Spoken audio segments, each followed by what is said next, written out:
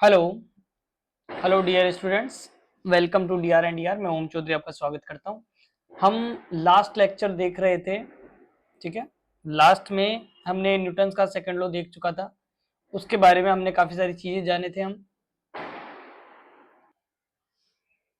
और कल मैंने इम्पल्स और इम्पल्स मोमेंटम थ्योरम के ऊपर थर्ड वीडियो बनाया, लेकिन वो 48 मिनट की वीडियो वेस्ट हो गई क्योंकि उसमें 2 और 3 टाइम्स लगभग ऑडियो रिपीट हो रही थी, तो कहीं ना कहीं प्रॉब्लम आ गई वीडियो में।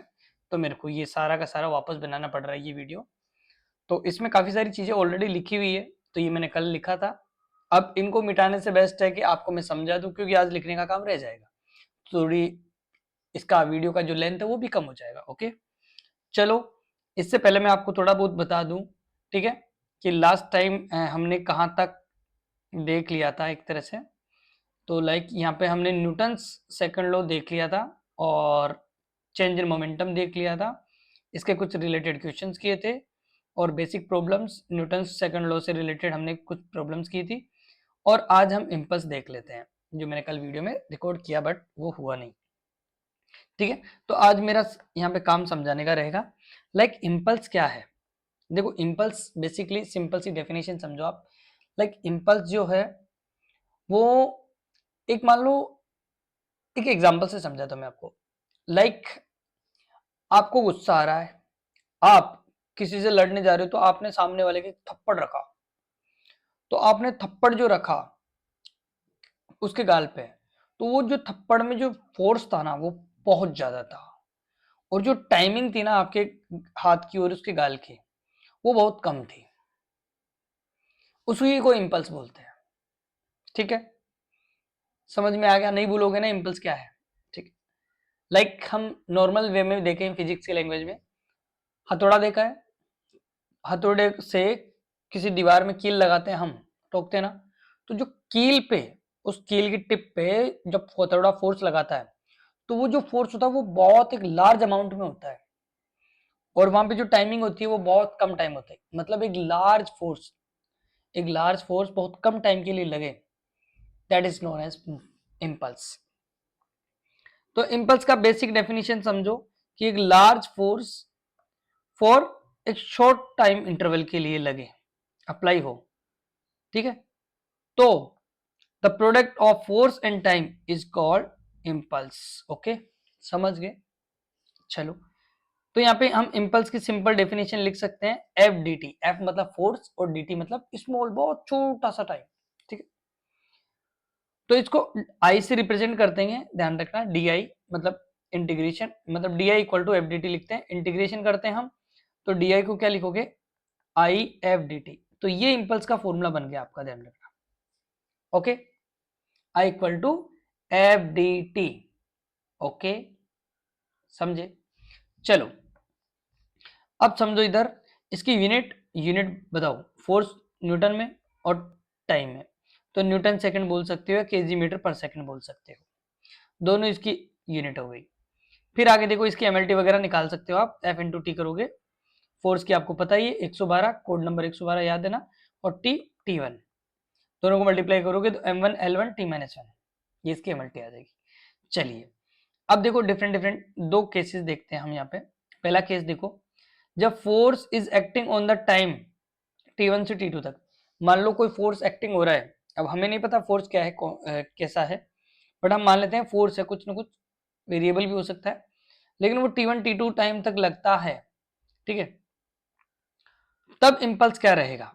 तो देखो, इम्पल्स को आपको पता है इम्पल्स एफ डी टी होता है ना।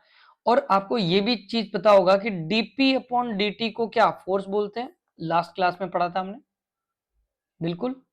तो आप एफ डी टी को, मतलब d p upon d T equal to F को, क्या ये डी टी इधर मल्टीप्लाई करो तो आप डीपी को क्या लिखोगे? एफ डी टी, ऐसे लिखोगे ना, F D t, d p equal to F D t. हाँ, इसका मतलब आप एफ डी टी को डेल्टा पी भी लिख सकते हो, डीपी भी लिख सकते हो। डीपी का मतलब चेंज इन मोमेंटम, मतलब impulse equal to change in momentum लिख सकते हो आप। इम्पल्स इक्वल टू मोमेंटम नहीं, ध्यान रखना। इम्पल्स इक्वल टू मोमेंटम नहीं बोल रहा मैं, क्या बोल रहा हूँ? Impulse equal to change in momentum बोल रहा हूँ, ध्यान रखना। I equal to delta p. क्यों पता है ना, dp equal to F D t लिख सकते हैं, और यहाँ पे हमने ऊपर पढ़ा कि यहाँ पे dp equal to F D t लिख सकते हैं और i equal to F D t लिख सकते हैं। तो बात तो एक ही हुई ना भाई, समझे। चलो अब, और ये इसी को बाद में हम नाम दे देंगे, अभी जस्ट इसके थोड़ी देर बाद में टॉपिक आएगा हमारा इम्पल्स मोमेंटम थ्योरम। तो यही इम्पल्स मोमेंटम थ्योरम में ध्यान रखना, I equal to delta P. अब सुनो तुम, यहाँ पे मान लो एवरेज फोर्स की बात हो, एवरेज फोर्स मतलब ओवरऑल फोर्स, लाइक आपको मैंने बताया था कि इंस्टेंट, जैसे एक्सेलरेशन दो टाइप के होते हैं ना काइनेमेटिक्स में, कि एवरेज क्या होता है, overall change in velocity upon total time, इसको एवरेज बोल रहे थे हम। और एक होती थी इंस्टेंट वेलोसिटी, इंस्टेंट मतलब किसी भी पर्टिकुलर टाइम पे, मतलब वो क्या होती थी, डीवी अपॉन dt, किसी भी पर्टिकुलर टाइम पर उसकी वेलोसिटी और टाइम का रेशियो क्या होगा, एक्सेलरेशन को दिखाएगा इंस्टेंट को, है ना। जैसे होता था वैसे ही यहाँ पे फोर्स की बात करें हम, तो कांस्टेंट फोर्स या फिर एवरेज फोर्स किसी बॉडी पर लगे तो आप क्या लिखोगे, एवरेज फोर्स मतलब overall force, F D T लिखोगे। अब मान लो एफ कांस्टेंट आपका, ठीक है, तो आप एफ बाहर निकल जाएगा, इंटीग्रेशन ऑफ dt होगा, dt को क्या लिखोगे बताओ, एफ dt को क्या लिखोगे,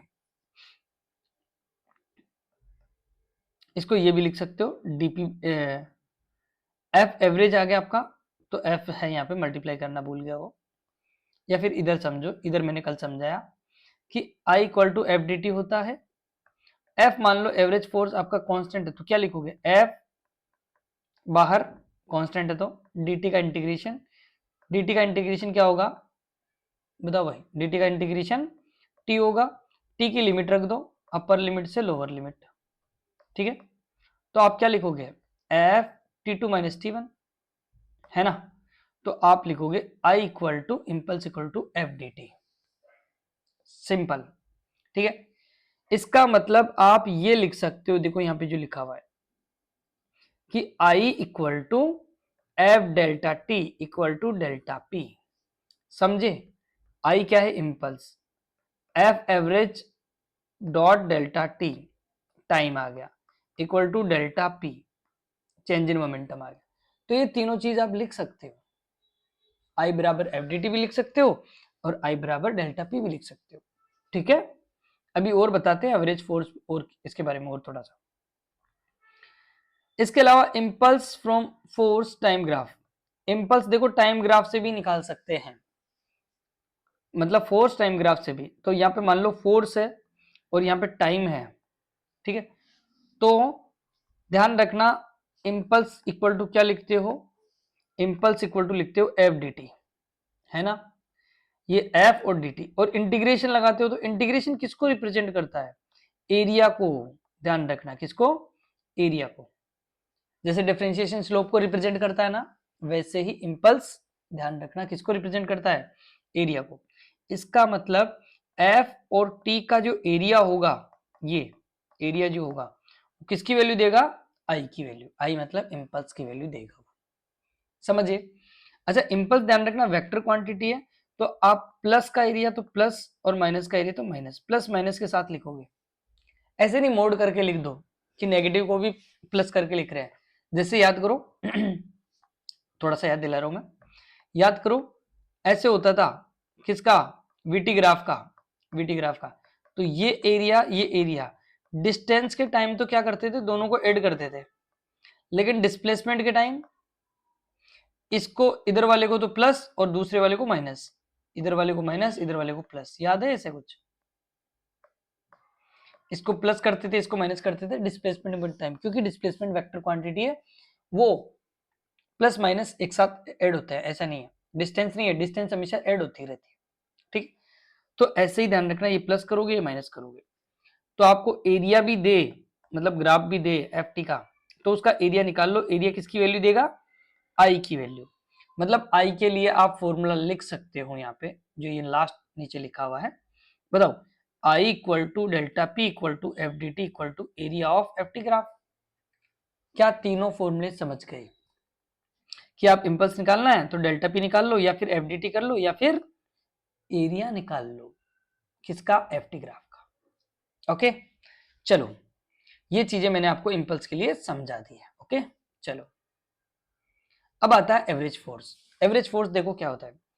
एवरेज फोर्स ये देखो, जैसे इंस्टेंट एक्सेलरेशन होता था ना, वैसे ही आपने पढ़ा न्यूटन सेकंड लॉ में कि F equal to d p upon d T होता है, डीपी अपॉन डी, है ना। अब मैं बोलूं, जैसे ये इंस्टेंट के लिए बताया मैंने कि इंस्टेंट एक्सेलरेशन क्या होता था, डीवी अपॉन डी, और एवरेज क्या होता था, ओवरऑल ओवरऑल चेंज इन कितना, मतलब बड़ा बड़ा टोटल कितना चेंज हुआ वेलोसिटी में और कितने टाइम में, तो delta we upon delta T बड़े चेंज को दिखाएगा, और स्मॉल चेंज को मतलब बिल्कुल छोटा सा बारीक सा हल्के से टाइम में कुछ चेंज आए, बिल्कुल हल्का सा वेलोसिटी में कुछ चेंज आए, तो उसको लिखते थे हम डिफरेंशिएशन से, डीवी अपॉन डी से। ओके, तो ये इंस्टेंट को दिखाता था। वैसे ही फोर्स का फॉर्मूला है डीपी अपॉन डी। अब मैं बोलूं ओवरऑल उस बॉडी पर किसी टाइम ऑफ इंटरवल में कितना फोर्स लगा या फिर कितना चेंज इन मोमेंटम आया, ओवरऑल कितना मोमेंटम में चेंज आया किसी गिवन टाइम में, उस फोर्स को बोलेंगे या फिर उसके रेशियो को या फिर rate of change of momentum को क्या बोलेंगे, फोर्स, एवरेज फोर्स बोलेंगे। एवरेज फोर्स का मतलब F average equal to dp upon d, मतलब delta P upon delta T बोलेंगे, ध्यान रखना, समझ गए। F average equal to delta P upon delta T बोलेंगे, मतलब ओवरऑल देखेंगे हम, समझे। तो एफ एवरेज के लिए ध्यान रखना delta P upon delta T होता है, और लाइक किसी सर्टेन मोमेंटम चेंज के लिए, मतलब मोमेंटम चेंज इन मोमेंटम आप कांस्टेंट कर दो, तो टाइम इंटरवल इंक्रीज करोगे तो आपका एफ एवरेज घट जाएगा, ये ध्यान रखना। क्यों? क्योंकि मान लो ये कांस्टेंट कर दिया आपने डेल्टा पी, तो आपका जो फोर्स है, एवरेज फोर्स है, वो किसके इनवर्सली प्रोपोर्शनल है, टी के, डेल्टा टी के, मतलब टाइम के। तो आप टाइम बढ़ाओगे तो एफ घटेगा, ध्यान रखना, टाइम बढ़ाओगे तो एफ घटेगा। ओके, इसके कुछ एग्जांपल्स है, लाइक फिर और देखते हैं। पहले एग्जांपल देखो ये, कि ये जो एवरेज फोर्स का ये हमने फॉर्मूला समझ लिया, इसके बाद में ये जो क्या कहानी बता रहे हैं, इसके कुछ एग्जांपल देखो। अब जब क्रिकेट खेलते हैं तो जब कोई बॉलर या कोई फील्डर जब बॉल को कैच कर रहा होता है, समझना, जब बॉल को कैच कर रहा होता है ना, तो वो ऐसे कैच कर रहा होता है ना, और हाथों को धीरे धीरे धीरे धीरे नीचे ले रहा होता है कैच के टाइम, याद है। ऐसा क्यों करता है वो? क्योंकि मान लो वो एक ही जगह हैंड ऐसे रखा अपने हाथों को, तो जो बॉल जिस स्पीड से आ रही है वो वहां पे पकड़ेगा कैच, और उसको चोट लगने का पूरा पूरा चांस है, क्योंकि वहां पे एक फोर्स एग्जर्ट होगा, फोर्स एग्जर्ट होगा क्योंकि चेंज इन मोमेंटम कुछ ना कुछ होगा, इनिशियल है, फाइनल वेलोसिटी जीरो नहीं है, तो चेंज इन मोमेंटम बहुत ज्यादा आएगा, है ना। तो मोमेंटम, चेंज इन मोमेंटम है, तो वो हाथों को जब नीचे कर रहा होता है ना, इसका मतलब वो क्या कर रहा होता है कि वहां पे जो मोमेंटम है उस टाइम वो डेल्टा टी, मतलब टाइम को बढ़ा देता है, कैच होने को थोड़ा सा टाइम को बढ़ा देता है, बिल्कुल छोटा सा टाइम होता है ध्यान रखना, बट टाइम को बढ़ा दिया उसने। टाइम को बढ़ाने से क्या होता है, एफ एवरेज घट जाता है। आप पता है ना, अभी अभी बताया मैंने कि टी बढ़ाओगे तो एफ एवरेज घट जाएगा, और एफ एवरेज घट गया मतलब हाथ पे जो कुछ जर्क लगने वाला था या फिर कोई फोर्स जो एग्जर्ट होने वाला था ना, जितनी वैल्यू से होने वाला था उससे कम वैल्यू पे होता है वो। इसका मतलब जो इंजरी होने वाली थी आपके, मतलब आपका जो नुकसान होने वाला था, आपके हाथ पे लगने वाली थी, वो नहीं लगेगी, ठीक है। इसलिए ये कॉन्सेप्ट यहाँ पे समझ में आता है, ऐसे समझे कि बहुत ज्यादा फोर्स थोड़े टाइम के लिए चेंज होता है, उसको इम्पल्स बोलते हैं। और इम्पल्स का एक्चुअल में एफ एवरेज को कैसे समझ सकते हैं, ऐसे एफ एवरेज में भी डेल्टा टी बढ़ाते थे तो एफ एवरेज कम हो जाता है एक सर्टेन चेंज इन मोमेंटम के लिए। लाइक क्रिकेटर वाला एग्जांपल समझ गए तो, इसके अलावा जो गाड़ी में शॉकर होते हैं ना, गाड़ी में देखेंगे फोर व्हीलर में, टू व्हीलर में जो शॉकर्स होते हैं, जो टायर होता है ना, टायर के बीच पास में ऐसे लगा होता है ना एक, तो वो शॉकर पता है ना ऐसे कम ज्यादा होते हैं। अब होता क्या है एक्चुअल में, जैसे ब्रेकर आ गया या फिर कोई भी, तो गाड़ी जब इस स्पीड से निकल रही होती है तो वहां पे जर्क लगता है, तो जर्क लगने से क्या होता है गाड़ी में या फिर अपने अपने को ऊपर भी है ना डैमेज हो सकता है, अपने भी ध्यान ध्यान रखना, हमें भी जर्क लगेगा तो हमारी भी बॉडी पार्ट में डैमेज हो सकता है, या गाड़ी की में तो कन्फर्म डैमेज होगा ही होगा। लेकिन एक्चुअल में क्या होता है, जो शॉकर्स होते हैं ना, वो शॉकर क्या करते हैं, टी को बढ़ा देते हैं, मतलब जो फोर्स लगा ना अचानक से, उसमें जो टाइमिंग होता है जो डेल्टा टी था वो बढ़ गया, वो बढ़ गया तो एफ एवरेज ओवरऑल घट गया। अब एफ एवरेज घट गया, इसका मतलब जो डैमेज होना था, जिस फोर्स से, जिस जितने फोर्स से डैमेज होना था उससे नहीं होता है, तो एफ एवरेज घट जाता है, ध्यान रखना, ठीक है। तो ये देखो शॉकर्स हो गए, या फिर बफर्स, बफर्स पता है ना, जैसे ट्रेन होती है तो ट्रेन की जो बोगीज होती है ना, उनके बीच में बफर्स लगे होते हैं, कि मान लो अचानक से इंजन को रुकना पड़ा या कुछ भी हुआ, तो एक बोगी दूसरी बोगी के ऐसे टकरा के ना ज्यादा कोई बड़ा एक्सीडेंट ना हो, तो इसलिए बीच में बफर्स लगे होते हैं। तो वो क्या करते हैं, जैसे ही दूसरी बोगी पहली वाली बोगी पे ऐसे टक्कर मारी, टक्कर मारने से जो क्या बफर्स क्या करते हैं, वो उसको रोकने की कोशिश करते हैं। बफर्स क्या होते हैं, टाइमिंग को बढ़ा देते हैं, जो कोलिजन हो रहा है उसमें टाइमिंग बढ़ा देते हैं, टाइम बढ़ा दिया तो एफ एवरेज कम हो गया, तो जितने स्पीड से ज्यादा फोर्स लगने वाला था वो कम हो जाता है, समझे। तो ऐसा होता है, ठीक है। बाकी ये और एग्जांपल्स आप पढ़ना, जैसे मिट्टी में कूदना और एक सीमेंटेड फ्लोर पे कूदना, किस में इंजरी ज्यादा होती है, तो आप समझ जाओगे कि हाँ, मिट्टी में कूदना थोड़ा इजी होता है, मतलब दलदल में या फिर रेतीली मिट्टी में, क्योंकि वहां पे जो आप फोर्स एक्सर्ट कर रहे हो वहां पे टाइमिंग बढ़ जाती है एक तरह से, तो एफ एवरेज कम हो जाता है, तो आपको चोट कम लगती है। चलो फिर इसके बाद में मैंने कुछ एग्जांपल्स लिए। पहले एग्जांपल ये समझो, यहाँ पे आपको मैं बता दूं कि 0.8 kg का एक मास था और 5 की स्पीड से एक बॉल आ रही थी, और यहाँ पे एक बेट बनाया था कि इस बेट पे इधर ये देखो एक बॉल आ रही थी 5 की स्पीड से, और फिर बॉल जाते टाइम कितने 10 से गई, ठीक है, इस डायरेक्शन में। तो चेंज इन मोमेंटम कुछ ना कुछ है। अब मान लो इसकी डायरेक्शन को प्लस मान लिया था, इसकी डायरेक्शन को माइनस मान लिया था इधर, ठीक है। तो फाइनल वेलोसिटी तो 10 थी, इनिशियल वेलोसिटी 5 थी, है ना। और इन जब ये बेड पे लग के उसके बाद में वापस बोल गई, उसका टाइमिंग जो है वो आपको दे रखा है शायद, ये देखो कांटेक्ट टाइम 0.2 दे रखा है, ओके। तो वो आपसे पूछ रहा था एफ एवरेज, एवरेज फोर्स पूछ रहा था। तो एफ एवरेज क्या निकाल सकते हो, एफ एवरेज आपको पता है, एफ एवरेज का फॉर्मूला होता है delta P upon delta T. तो पहले डेल्टा पी निकालना पड़ेगा, फिर डेल्टा टी निकालना पड़ेगा, ओके। तो अब सुनो मेरी बात, डेल्टा पी डेल्टा ये निकालोगे तो यहाँ पे क्या लिखना पड़ेगा आपको, डेल्टा पी क्या होता है, फाइनल मोमेंटम इनिशियल मोमेंटम। तो फाइनल मोमेंटम को क्या लिखोगे, M V F minus we i vector के साथ, मास इतना है, फाइनल मोमेंटम आपका 10 मीटर पर सेकंड है, और इनिशियल माइनस का 5 है, तो माइनस माइनस प्लस हो गया, समझ गए ये। तो ये माइनस माइनस प्लस हो गया, 10 प्लस 5 15 हो गया, 15 इंटू 0.5 तो ये 12 आ गया, तो ये 12 न्यूटन सेकंड इसका मोमेंटम आ गया। अब rate of change of momentum देख लो, delta P upon delta T करोगे तो 12 अपॉन 0.02, क्योंकि ये टाइम है आपको दे रखा है ये, ठीक है, इतना टाइम लगा, तो डेल्टा पी निकाला, डेल्टा टी के डिवाइड दिया, आपके पास आंसर आ गया 600 न्यूटन। समझ गए, हाँ भाई, समझे।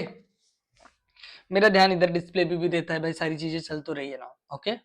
तो मैं कैमरे पे कई बार ध्यान नहीं देता हूँ, ध्यान रखना, ओके। चलो क्वेश्चन नंबर ये देखो, इसमें क्या क्या दे रखा है, पहले आपको मैं बता दूं, ये क्वेश्चन में ये डायग्राम दे रखा था, ऐसे ग्राफ दे रखा था, ठीक है, इस तरीके का ग्राफ दे रखा था, और ये आपसे फाइनल स्पीड पूछ रहा है कि फाइनल स्पीड क्या रहेगी, यहाँ पे वी एफ क्या रहेगा। तो फाइनल स्पीड के लिए अब देखो यहाँ पे एफ टी ग्राफ दे रखा है, एफ टी ग्राफ दे रखा है, तो याद करो इम्पल्स एफ टी ग्राफ से निकलता था, और impulse he change in momentum के बराबर होता था, याद है ना, ये लंबा वाला फॉर्मूला ये कि I equal to delta P equal to F D T equal to area of F T graph. मतलब आपको एरिया मिल गया तो क्या चेंज इन मोमेंटम निकाल सकते हो आप, अरे एरिया निकाल सकते हो ना, तो आपको डेल्टा पी भी तो मिल गया इसका मतलब, है ना।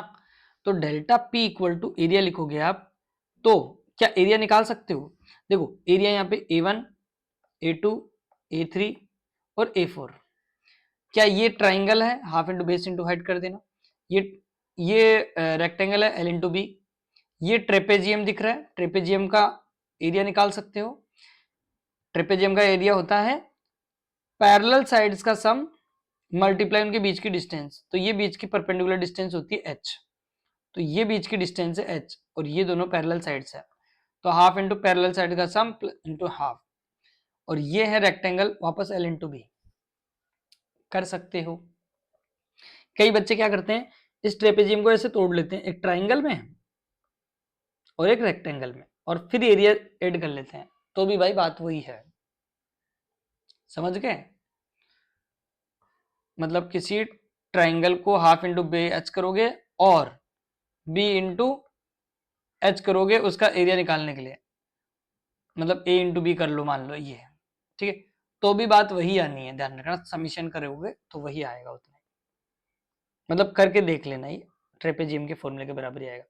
अच्छा A4, तो यहाँ पे सारों के फॉर्मूले लिख दिए मैंने, तो अब मैंने कैलकुलेट करके बताया कि ये 4 आएगा, half into base into height कर लेना, इसकी बेस 2 लेना और हाइट 4 लेना, फिर इसमें बेस 2 लेना और हाइट वापस 4 लेना, फिर इसमें दोनों के बीच की डिस्टेंस 0.5 लेना और दोनों का समीशन 4 और 2.5, ये 2.5 इसके लिए दे रखा है, ध्यान रखना, ठीक है, और फिर इसकी हाइट 2, मतलब बेस 2 और हाइट इसकी 2.5, तो ऐसे मल्टीप्लाई करके आप सबके एरिया निकाल लेना, सभी का समीशन करोगे इतना एरिया आ जाएगा, ठीक है। अब एरिया आ गया आपके पास, ठीक है, तो फाइनल मोमेंटम को क्या लिखोगे, M V F minus we आई।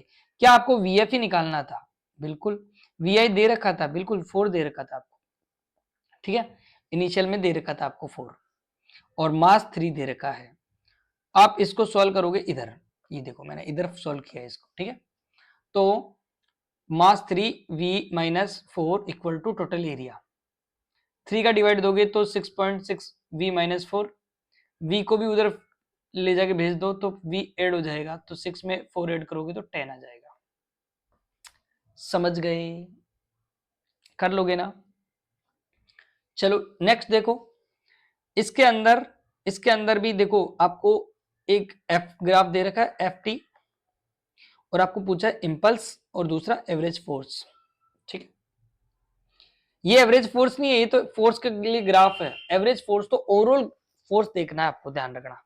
तो पहले ओवरऑल एवरेज फोर्स देखने के लिए टोटल चेंज इन मोमेंटम देखो, ठीक है, फिर उसका रेट कर देना, मतलब डीपी अपॉन dt। तो इंपल्स इंपल्स हमें पता है एरिया को दिखाता है, तो इसका एरिया निकाल लो। तो देखो एरिया इसका क्या आएगा, ये तो ट्राइंगल दिख रहा है, तो half into base into height कर दो, half into base into height. तो बताओ बेस कितना है, 1 से लेके 2.5 तक, इसका मतलब 1.5। हाइट कितनी है, हाइट है ये 18,000, तो हाफ इंटू 18,000 इंटू 1.5, तो बताओ ये 9 आया और ये 1.5 आया, इसको मल्टीप्लाई करोगे तो 13500। समझ गए? अरे एरिया निकाल लिया, इंपल्स आ गया। क्या इंपल्स ही आपका ये दिखाता है, डेल्टा पी दिखाता है, इसका मतलब डेल्टा पी आपके पास है, यही डेल्टा पी है, यही तो पढ़ रहे हैं हम। तो delta P upon delta T करो, अब डेल्टा टी कितना है, 1 सेकंड से 2.5 सेकंड का बीच का मतलब 1.5 सेकंड। अरे 1.5 का ही तो डिवाइड दो दिया अभी हमने इसमें, तो 9 आया, तो 9,000 न्यूटन इसका क्या आ गया, एफ एवरेज। समझ गए?